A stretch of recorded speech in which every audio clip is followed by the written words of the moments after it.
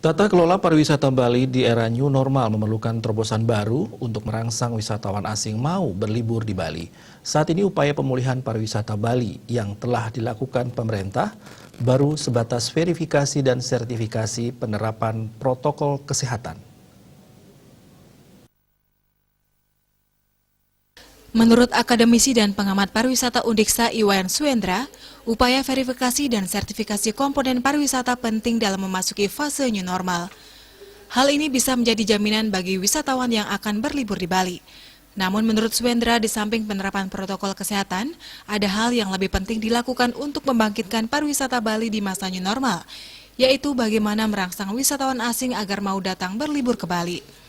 Salah satu upaya yang bisa dilakukan dengan menyediakan fasilitas working space, sehingga wisatawan asing bisa bekerja sambil berlibur di Bali.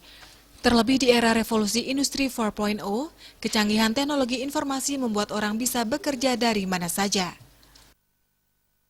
Bagaimana mereka bisa rasa comfort di Bali, merasa nyaman di Bali dengan seperti yang saya sampaikan tadi itu. Mulai dengan pemerintah. Pemerintah dengan cara bagaimana? Mereka melakukan contoh umpamanya, mereka berkantor di Bali, melakukan event-event di Bali, ya kan? Nah sehingga apa? Kita kan mengembalikan pemulihan pariwisata terjadi gitu loh. Nah sehingga dengan demikian juga sekarang di di revolusi 4.0 ini orang bisa berkantor di mana-mana kan. Di Bali mereka bisa berkantor dengan cukup membawa katakanlah laptop cukup kan.